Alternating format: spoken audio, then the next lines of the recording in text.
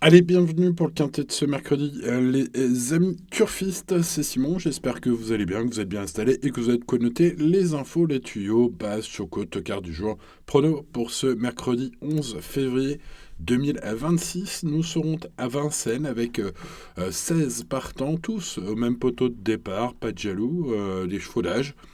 Ce mercredi, la grande piste, bien évidemment, c'est le prix de Château-Gontier, Réunion à course 1, à 13h55, course de petit niveau, niveau E, donc pour 7 et 8 ans uniquement. Il y a des mâles, il y a des femelles, ils s'élancent tous donc au poteau des 2700 mètres. Étudions tous ces partants, les amis, mais avant, on met le petit pouce, bien évidemment, sur la vidéo. Et pensez à vous abonner si ce n'est pas encore fait à la chaîne, voire même à activer les notifications avec la cloche. Allez, c'est parti, Géronimo Duco, le numéro 1.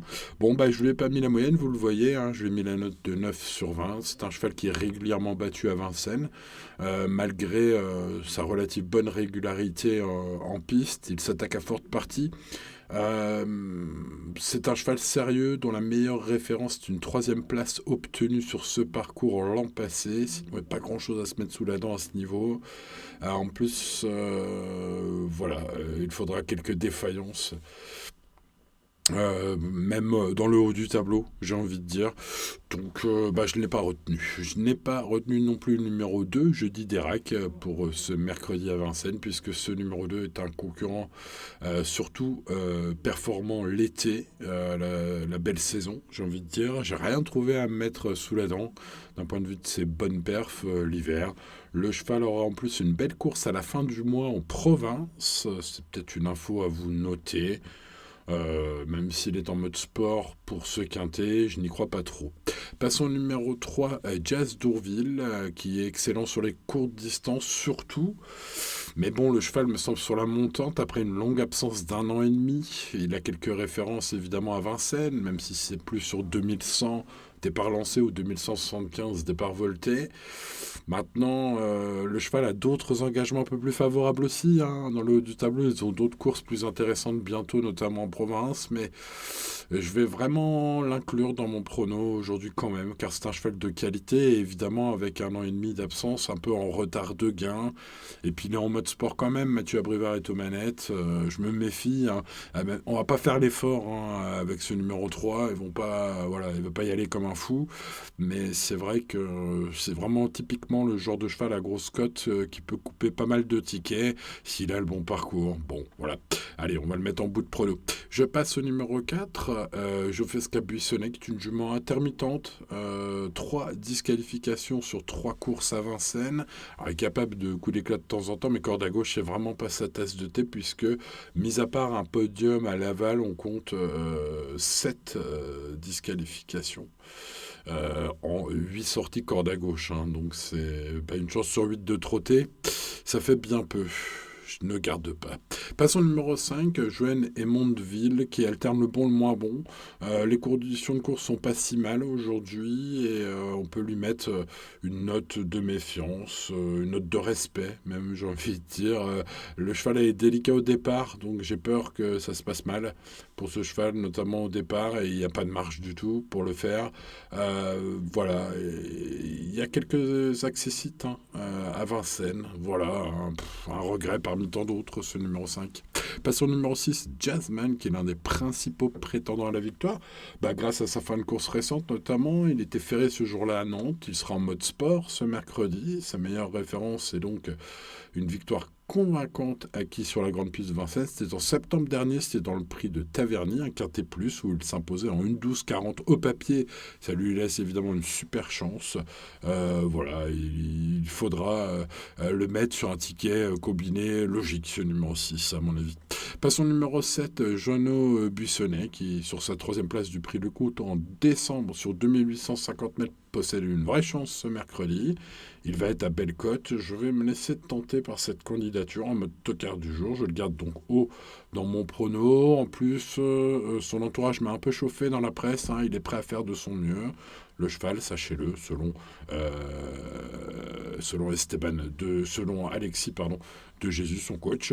Bon, bref, l'ultime course est à noter en vert sur vos tablettes, ce jour-là, le cheval devançait Jardiland et Geronimo Ducos, deux chevaux qu'on retrouve aujourd'hui. Bref, voilà, tout bien pesé, ce numéro 7, mon tocard du jour. J'aime bien cette candidature, même s'il faudra le bon parcours. Passons au numéro 8, Jardiland, qui est un cheval qui possède quelques moyens, mais n'a qu'un kilomètre dans les jambes, comme beaucoup de bijoux. Alors, c'est un beau kilomètre qui lui permet de gagner des prix de série, bien sûr. Aujourd'hui, est-ce qu'il a la marge pour gagner ce quartier? Je ne sais pas. Je vais m'en méfier, bien sûr, même si son dernier classement, où il a trotté quand même, voilà, il a fait une vraie course. Ce jour-là, il a fini quatrième. Il pourrait faire la même chose aujourd'hui, même s'il pourrait faire peut-être un peu mieux s'il avait encore un meilleur parcours, c'est-à-dire ne faire que le dernier kilomètre. Mais ça peut aussi moins bien se passer. Donc voilà, question de parcours à 100% pour ce numéro 8. Passons au numéro 9, à Jumpy Bay, qui est une jument rapide, qui a déjà prouvé sa compétition à ce niveau de compétition, sur toutes les distances même, classique de Vincennes, que vous connaissez, 2100, 2007.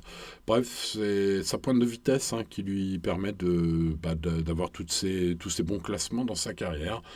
Donc il faut le bon parcours, ça c'est la condition sine qua non. Son récent accessite d'honneur sur les 2175 mètres de la grande piste dans le prix de Concarneau sont bons. La distance longue du jour ne m'inquiète pas trop, même pour le podium. C'est peut-être ce cheval-là qui est le plus enclin à inquiéter, voire même battre, pourquoi pas, les deux immenses favoris qu'il y aura au départ de ce quintet. Ce mercredi, ce 9 est mon choco du jour. On passe au numéro 10, Jimbo Sport, qui vient de s'imposer en tongue et en serviette de plage à Volvega. Je vais m'en méfier, bien sûr, le niveau est plus relevé aujourd'hui. Mais le cheval, alors c'est le seul ferré de tout le lot, vous le voyez dans la colonne du cheval ici. Maintenant, ça m'inquiète pas trop. La dernière fois à Volvega, il était déjà ferré ainsi. Alors, il a tenté sa chance une seule fois à Paris. Alors, il était déferré, c'est vrai, mais il courait vraiment bien ce jour-là. Et puis, c'est un cheval qui, s'il peut prendre tête et corde, peut même, pourquoi pas, espérer une revanche sur Jeff de Montpaz. En tout cas, on va le garder, ce numéro 10. Passons au numéro 11, Jaifat Liton, qui est une jument de grande qualité, qui affiche un ratio de victoire impressionnant. 13 courses sur 30 courues.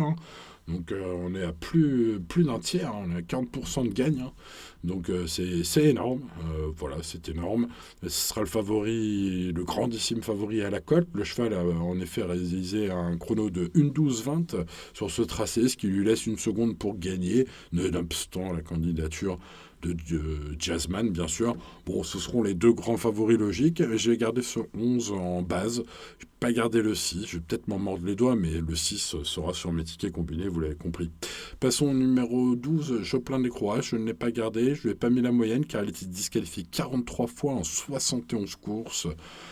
C'est beaucoup trop de chances qu'il galope, celui-là. Bon, il manque cruellement de fiabilité, c'est une chose. Il possède quelques capacités. Si l'on regarde sa meilleure référence, c'est une victoire à Vincennes, mais sur 2100 mètres lancés. Il y a trop d'échecs à Paris dans sa carrière. Sa forme est douteuse. Alors, je vais peut-être pas le rayer totalement, mais enfin bon, j'ai pas envie de le garder du tout. Ce 12, c'est refroidissant tout cela. Passons au numéro 13, Italica, qui fera partie de mes regrets. Le cheval tente le coup pour la première fois à Vincennes ce mercredi, mais c'est un chic cheval en province. Il a pris donc pas mal d'argent, puisqu'il est parmi les plus riches du lot aujourd'hui, sans courir à Vincennes, c'est toujours pas mal. Son entourage déclare sur Equidia que le cheval est capable de se glisser à l'arrivée avec un déroulement favorable. Je pense que c'est le cas également. Voilà, pour les amateurs de grosses cotes, ce numéro 13 mérite une petite mention. Je le mettrai au moins dans mes champs réduits, ce 13. Passons au numéro 14, Jacques Adibrouet, qui fut troisième d'un bon lot du côté de Nantes la dernière fois. Il a montré sa forme et la bataille pour les places dans des lots plus relevés au fil de ses 52 sorties publiques. On l'a vu dans des groupes même. Ce cheval-là, Pierre-Louis Deshonnêtes, son coach, estime que le cheval peut prendre une place dans les 5 premiers, je m'en méfie.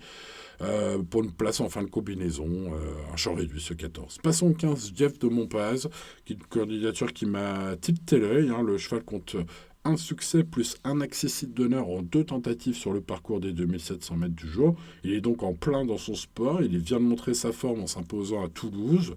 Le cheval a des ambitions. Luc Lalande fait le déplacement de loin pour courir le quintet de ce mercredi. Et vu la forme, vu le pilote du jour, vu sa cote qui va être intéressante, vu son aptitude aux 2700 mètres, le cheval sera ma première base. Mon cheval en or, ce numéro 15 aujourd'hui.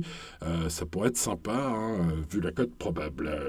Et vu le fait que les 2 grands favoris vont être écrasés d'argent, à mon avis en tout cas vu les pronostics de la presse. Donc bah écoutez, ce 15, c'est peut-être ma belle trouvaille, je l'espère en tout cas.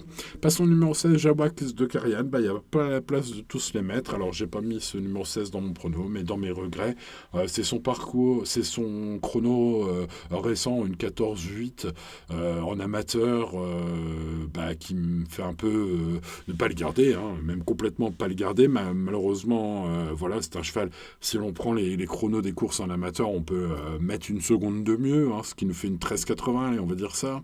Le cheval est en super forme. Et alors une 13,80 aujourd'hui, il pourrait prétendre à une place. Donc c'est un regret, vous l'aurez compris, il y a pas mal de regrets aujourd'hui. C'est vraiment un quintet ouvert.